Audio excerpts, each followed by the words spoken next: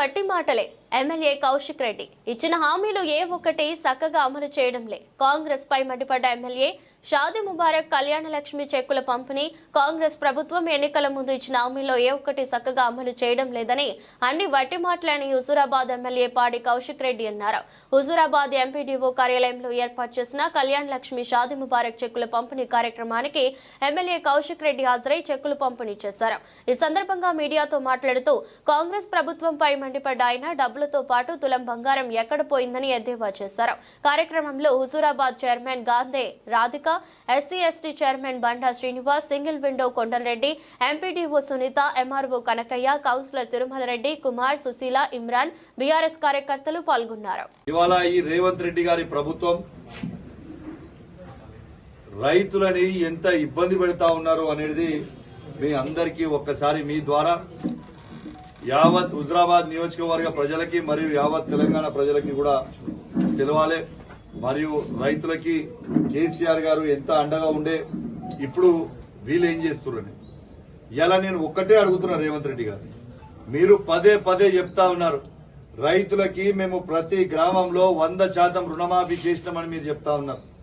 మరి నేను ఛాలెంజ్ కడతా ఉన్నా రేవంత్ రెడ్డి గారిని, నా హుజూరాబాద్ నియోజకవర్గంలో 106 గ్రామ పంచాయతీలు ఏ ఒక్క గ్రామ పంచాయతీకి వచ్చినా ఆడ రైతు రుణమాఫీ అయింది 100% అని చెప్తే నా ఎమ్మెల్యే పదవికి ఒకటే నిమిషంలో నేను రాజీనామా చేస్తా. ఇవాళ అసెంబ్లీ సాక్షిగా మా మాజీ మంత్రివర్యులు కేటీఆర్ గారు ముఖ్యమంత్రి గారికి ఓపెన్ గా సవాల్ విసిరిండ్రు. మీకు దమ్ముంటే ఈ తెలంగాణ రాష్ట్రంలో ఏ ఊరికి పోదామంటే ఆ ఊరికి పోదాం, నీ సొంత కొడంగల్కి పోదామా, కొండారెడ్డిపల్లికి పోదామా, సిరిసిల్లాకి పోదామా, హుజూరాబాద్ పోదామా, పోదాం, నీ ఇష్టం, ఛాయిస్ నీది. ఏ ఒక్క ఊర్లో కూడా 100% అయి ఉంటే నా ముక్కు భూమికి రాక్తా అన్నాడు. మరి దానికి ఎందుకు స్పందించలే? ఇమీడియట్ గా వాళ్ళ ఎమ్మెల్యే ఒక ఆయన చేస్తాడు, పెద్దపల్లి ఎమ్మెల్యే గారు విజయరమణ గారు వేసి 70% రుణమాఫీ మేము చేసినామని అంటాడు. అదే నేను అంటున్నా, ఒకడేమో 25% 25 పైసలు అవుతుంది అన్నాడు, ఒక 70 పైసలు అవుతుంది అంటారు, ఒక 100 పైసలు అవుతున్నాడు. అబద్దాలు చెప్పనీకి కూడా చక్కగా రాదు రేవంత్ రెడ్డికి అని స్వయంగా అసెంబ్లీ సాక్షిగా ఆ రోజు కేటీఆర్ గారు చెప్పింది జరిగింది. ఇలా నేను ఒక్కటే అడుగుతా ఉన్నాను, నా హుజూరాబాద్ నియోజకవర్గంలో ఉన్న రైతాంగానికి ప్రతి రైతుకి 2 లక్షల రుణమాఫీ చేస్తామని మీరు మాటిచ్చిండ్రు. కేవలం ప్రతి ఊర్లో ఇప్పుడు 50% మాత్రమే అయింది, ఇంకొక 50% అట్లనే ఉంది. ఇవాళ ప్రతి రైతుకి రుణమాఫీ చెయ్యాలి అని ఇవాళ నేను డిమాండ్ చేస్తా ఉన్నాను. దాంతో పాటు నేను ఒక్కటే చక్కగా అడుగుతా ఉన్నాను, కేసీఆర్ గారు ఉన్నప్పుడు ప్రతి రైతుకి రైతు బంధు అని ఒక పథకం పెట్టి ఇలా రైతు బంధు ప్రతి రైతుకి పెట్టుబడి సాయం కేసీఆర్ గారు చేసిండ్రు. కేసీఆర్ గారు చేసినప్పుడు పెట్టుబడి సాయం ఇలా రేవంత్ రెడ్డి గారు ప్రభుత్వానికి వచ్చి సంవత్సరం అయితా ఉంది. రైతు భరోసా ఆ రోజు 15,000 వేస్తా అన్నాడు. కేసీఆర్ గారు 10,000 బిచ్చమేస్తున్న రైతులకి నేను 15,000 వేస్తా అని ఆ రోజు రేవంత్ రెడ్డి గారు అన్నారు. మరి రేవంత్ రెడ్డి గారిని అడుగుతా ఉన్నా, నువ్వు వచ్చిన సంవత్సరం అయితా ఉంది, రైతులకి ఒక్కసారన్నా రైతు బంధును వేసినావా? నువ్వు ఎందుకు వేయలేదని నేను అడుగుతా ఉన్నాను. పోయిన సంవత్సరం మీరు వేసిన రైతు బంధు పైసలు కూడా కేసీఆర్ కూడబెట్టిన 7,500 రూపాయలు అవి తీసుకుపోయి వేసినావు తప్పితే నీ సొంతంగా నువ్వు ఎక్కడ వేసినావు అని నేను అడుగుతా ఉన్నా రేవంత్ రెడ్డి గారు. ఇప్పటిదాకా అది కూడా రైతు బంధు వెయ్యలే. ఖచ్చితంగా రైతు భరోసా 15,000 రూపాయలు మీరు వేసే వారికి మేము ఇచ్చిపెట్టే ప్రసక్తే లేదు. ఇలా దాని తర్వాత దాని మీద కండిషన్స్ పెట్టేస్తా ఉన్నారు. 5 ఎకరాలే ఉన్నోనికి ఇస్తాం, 7 ఎకరాలు ఉన్నోనికి ఇస్తాం, 30 వేయమని చెప్తా ఉన్నాడు. ఇలా నేను ఒక్కటే అడుగుతున్నా రేవంత్ రెడ్డి గారు, ఇలా రైతు వ్యవసాయం 20 ఎకరాలలో కూడా చేసుకుంటే నేను దాని నియోజకవర్గంలో కనీసం ఒక 100-200 మంది రైతులను చూస్తా, పక్కా రైతు వ్యవసాయం చేసేటోళ్ళు. వాళ్ళకి నువ్వు 20 ఎకరాలు ఉంటే నువ్వు ఎందుకు వేయవని నేను అడుగుతా ఉన్నాను. వ్యవసాయం చేస్తున్న ప్రతి ఎకరానికి మీరు ఎందుకు ఇయ్యారని నేను అడుగుతా ఉన్నాను. మొన్న ఒక పక్కా జూటా మాట, పక్కా అబద్ధం మాట మాట్లాడిన అసెంబ్లీలో 22,000 కోట్ల రూపాయలు వృధా చేసిండు అంటాడు. నేను ఛాలెంజ్ విసురుతా ఉన్నా, రేవంత్ రెడ్డి గారు మీరు మేము వృధా చేసినాం అంటారు కదా, గ్రామ పంచాయతీలో లిస్టు పెట్టండి, ఏ రైతుకి ఎంత వేసినాం అనేది లిస్టు పెట్టండి. మరి ఆ రైతుకి నిజంగా వ్యవసాయ భూమి ఉన్నా లేదా అనేది ప్రజలు నిర్ణయిస్తారు కదా. ఎన్ని రోజులు ఈ దొంగ మాటలు మాట్లాడతావు? నువ్వు ఇస్తా అన్న రైతు భరోసా ఎందుకు ఇవ్వని నేను అడుగుతా ఉన్నా. ఖచ్చితంగా రైతు భరోసా వెంటనే 15,000 రూపాయలు నా హుజరాబాద్ నియోజకవర్గంలో ఉన్న ప్రతి రైతు ఖాతాలోకి వెయ్యాలని నేను డిమాండ్ చేస్తా ఉన్నాను. దాంతో పాటు వ్యవసాయమే కాదు, మామిడి తోట పెట్టినా, పత్తి పెట్టినా, మిర్చి పెట్టినా, పసుపు పెట్టినా, ఏది పెట్టినా కూడా అవన్నీ కూడా వ్యవసాయమే కదా, రైతే కదా. అది ఖచ్చితంగా వాళ్ళ క్రాప్ కొన్ని 7-8 నెలలు పోయే క్రాప్స్ అవి ఖచ్చితంగా వాళ్ళకు కూడా ఇవ్వాలి, వాళ్ళకి పెట్టుబడి ఇవ్వాలి. ఎందుకు తొండి ఆడుతున్నావు? నీ కమిషన్లు తీసుకోనికలో నీ దగ్గర డబ్బులుంటాయి. ఇవాళ మాత్రం వీళ్ళ దగ్గర మాత్రం రైతులది మాత్రం కడుపు కొట్టే ప్రయత్నం చేస్తా ఉంటాను. నేను చక్కగా 2 క్వశ్చన్లు అడుగుతా ఉన్నాను. రేవంత్ రెడ్డి గారు మీరు చక్కగా జవాబు చెప్పుర్రి. కేసీఆర్ గారు అధికారంలో ఉన్నప్పుడు రైతు బంధు టంచన ఎట్లా పడుతుంది అన్నాడు, ఈనాడు ఎట్లా పడదో నేను అడుగుతా ఉన్నాను.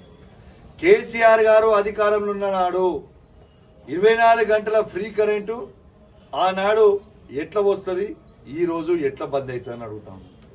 కేసీఆర్ గారు ఉన్నప్పుడు అధికారంలో ఇవాళ మత్తళ్ళు దుంకేడి, నీళ్లు వచ్చేటి, నీళ్లు దయచేసి బంద్ చేయండి అని అన్నాడు, ఫోన్లు వచ్చేటి.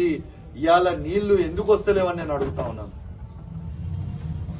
అంటే ఇది కేవలం శాతగాని ప్రభుత్వం అనేది రేవంత్ రెడ్డి గారిది క్లియర్ గా కనబడతా ఉంది. ఇలా హుజరాబాద్ నియోజకవర్గం మీద నుంచి నీళ్లు పోతాయి, కానీ మా హుజరాబాద్ నియోజకవర్గ రైతులకి నీళ్లు ఇయ్యరు. ఇలా ఏడో ఖమ్మం ఉన్నోళ్ళకి, ఆడ సూర్యాపేట ఉన్నోళ్ళకి అవన్నీ కూడా పంపుతారు. వాళ్ళకు కూడా మాకు అభ్యంతరం లేదు, కానీ మా హుజరాబాద్ నియోజకవర్గం మీద నుంచి పోతున్నాయి నీళ్లు.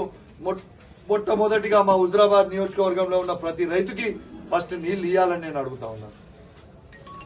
మొన్న అసెంబ్లీ సాక్షిగా నేను అడిగిన రైతుల కోసం అసెంబ్లీ సాక్షిగా హుజరాబాద్ నియోజకవర్గంలో కల్వల ప్రాజెక్ట్ అనేది ఉన్నది. అక్కడ హుజరాబాద్ నియోజకవర్గం, మానకొండూరు నియోజకవర్గం, కేశవపట్నం మండలంలో కల్వల ప్రాజెక్ట్ ఉన్నది. కానీ ఆ ప్రాజెక్ట్ నీళ్ళ దాదాపు 6,000 ఎకరాల ఆయకట్టు మాకు వస్తుంది. వీనవంక మండలం కావచ్చు, జమ్మికుంట మండలంలో కావచ్చు.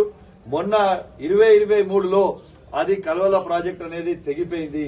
ఖచ్చితంగా ఆ ప్రాజెక్ట్ కి ఆ రోజు నేను కేసీఆర్ గారి నాయకత్వంలో ఎంబడబడి కలెక్టర్ నిధుల నుంచి దాదాపు 40 లక్షల రూపాయల కలెక్టర్ ఫండ్ తీసుకొని దాన్ని డిపిఆర్ వేయించింది 70 కోట్ల రూపాయలకి.